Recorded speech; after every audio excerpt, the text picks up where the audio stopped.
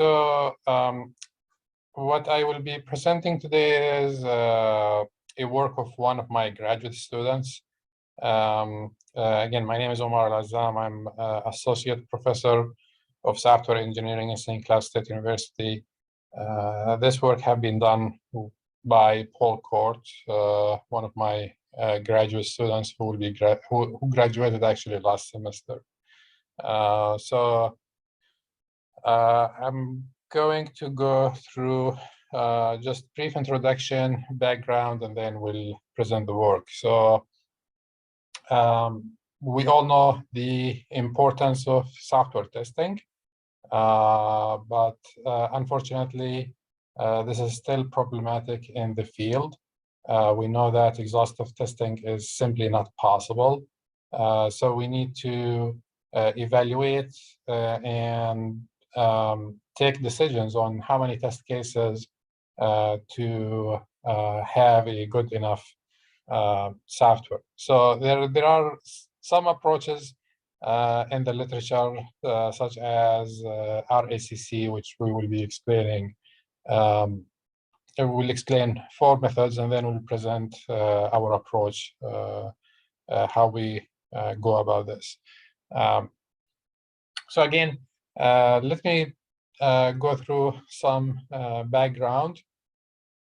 So we will be talking about the program logic and inputs to create test case scenarios. We will partition our input as Boolean expressions and predicates and clauses. And we will see evaluate a correct balance between the time and resources that we have to achieve a fault detection that is necessary to have a good enough software. So here is our hypothesis. We are presenting a random selection of test cases. We will evaluate if this has no advantage in achieving logic coverage, or if there is a way to balance between random selection and some intentional strategies that we will propose in order to save time and resources, and at the same time to achieve the desired correctness of the software. A few definitions before I go. So we'll define what is a clause, predicate, coverage type. We will apply our procedure by random selection procedure, how we control redundancy, and how we evaluate the effectiveness of our approach. So I'm sure all of you know a clause is simply a single statement that evaluates to true or false, and a predicate is the conjunction between several clauses. In reality, few predicates have more than 3 clauses, but we will be evaluating more than that in our simulations. Some testing strategies that we will explain before introducing our approach: combinatorial coverage, ACC, and one of the most used is RACC coverage. So let me just give you an example to explain these concepts. So if we have a predicate with 3 clauses, A, B, and C, and assume that A represent input is in range, B is the input is a prime number, and C is the input is perfect square. So if you want to evaluate the predicate A and B or C, we will have 8 alternatives, and this is the truth table of the statement.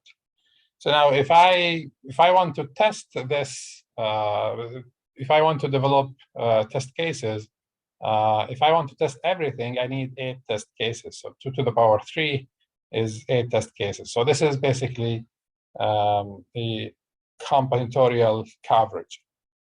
which is in reality not in practice. You cannot test for everything. ACC is one of the methods that we can use. So I can basically, since this is AND, I can test case 1 with any of 5, 6, 7, and 8. So you don't need to test all 4, the first 4. So I can take one with any of those remaining 4 test cases that is in the table. For clause B, same thing. I can take case 1 with 3, 4, 7, or 8. And for clause C, I can take one with 2, 4, 6, or 8. So that will be enough to cover the test cases that we have. So if I want my predicate must evaluate true, I can select test cases 1, 2, or 3. These are the only test cases that evaluate to true. So I don't need to apply all 3 cases. I can select one of them to achieve true coverage. If I want my predicate to evaluate to false, I can select one of the remaining 5. So in reality, 2 test cases will be enough. One of them evaluate to true, one of them evaluate to false. But the problem is we are leaving gaps in this approach, and we are not guaranteeing close coverage. The other method that we can use is restrictive active close coverage. And in this approach, the predicate must evaluate to true and false. So we will be taking sets of test cases rather than single test cases. So for clause A, I can take the set 1, 5, 2, 6, and 3, 7. So you can see 1 is true, 5 is false. So this is the first set. Or I can take 2 and 6, or 3 and 7.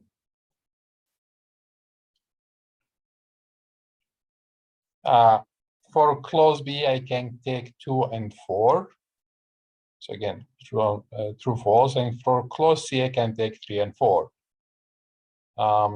So we can evaluate the minimum test set either 2, 3, 4, 6 or 2, 3, 4, 7.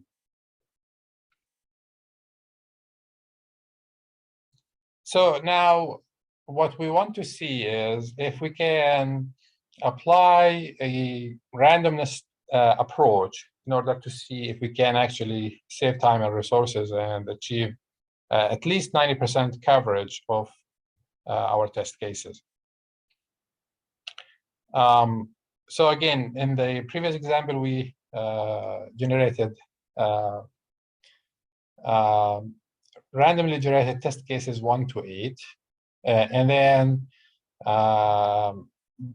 we discontinued the trial when the desired coverage is achieved. So here we are shooting for 90% coverage. We found that for predicate coverage, an average of 2.776 test cases are required, with a standard deviation of around 1. So this number based on 10,000 simulations of test cases. So that's why you see the fraction here. So to achieve 90% coverage, approximately 4 test cases is required. And here is the result of 10,000 trials simulation. So this is the number of test cases to achieve coverage by random selection. And you can see here about 5,000 of them can achieve coverage in 2 to 3. If you want at least 90% coverage, we need to go to 4 test cases.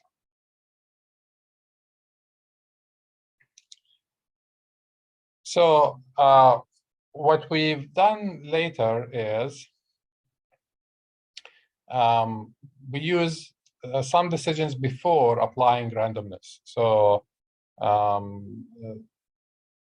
for test case 1, to make the predicate true, we can actually select one test case, look at,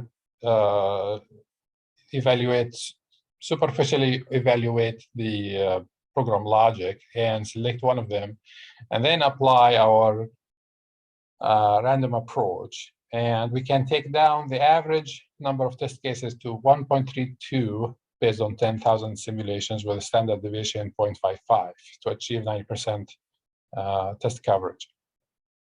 So you can see if you actually evaluate the code and select select some of the crucial test cases and apply the approach, actually that would work. In RACC, it's a little bit problematic. The number of test cases on average is 6.8 to achieve 90% coverage. So we are basically doubling the number of test cases here. And you can see here in the diagram, it's shifting to the right. So almost we are not saving time in this approach. But in the previous, as in the previous example, we can select some of the test cases and then apply the approach. So if you look at the truth table here for clause A, we've seen this before. These are the sets, and we evaluated the minimum test set either to these 4 or these 4 to achieve full coverage. So in both sets, you can see test case 2 and 3 is shared among the 2 sets. So what we've done is, again, selecting these 2 and then apply the random approach. So let me go back here. In the random approach, again, without selecting test cases, on average, we needed 6.8. If we've done, again, quick analysis, we can take that down to 3.9 test cases on average to achieve 90% coverage. So again, this is the same results based on the 10,000 simulations by selecting 2 test cases and then applying the randomness approach to achieve at least 90% coverage. So I'm sharing another example here, having 4 predicates. Again, this is the truth table, 16 cases that we have. And I'm going to go quickly through this to save time. But again, based on that, in RACC, these are the sets that needed. So again, we are eliminating 9 and 11, and then applying our approach. You can see 9 and 11 is shared among all these sets. So taking the intersection between these sets, 9 and 11 is shared. So we're taking 9 and 11, we're applying these test cases, and then applying our randomness approach. And again, we are doing the simulation at a total of 17 test cases here.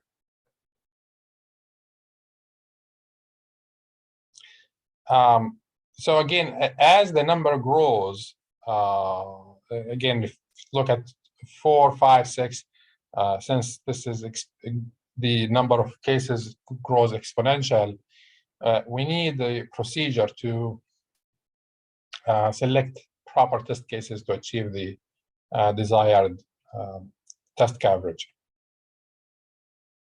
Again, here is you can see the proportion required test cases based on the number of clauses, and can see it grows exponential. And this is based on 30,000 simulation of random test cases of predicate size 3, 4, and 5. what we've done next is we applied regression to predict X, the number of clauses, and Y is the number of extra test cases required to achieve the desired coverage using our random selection approach. And you can see here is as the number of clauses grow, again, the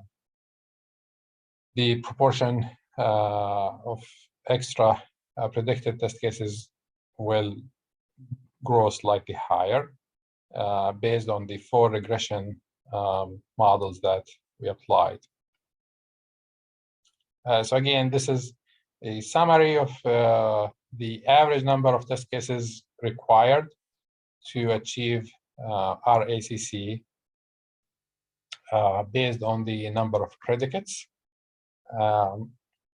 And again, you can see here, if we want to test everything, we cannot do that on large numbers, but we can take that down if we apply, select some of the shared test cases and then predict using our random test coverage that we are proposing here. So based on the evaluation, the randomness selection alone wouldn't do much for us, as we've seen. But if we evaluate the logic of your code and then select vital test cases that is important to us, important for some of those conditions, and then apply the randomness, we can achieve actually better, or we can achieve the desired coverage, saving time and resources required for testing. So we need a balance between randomness and some strategy to select test cases to achieve the best results for test coverage. Okay, thank you very much.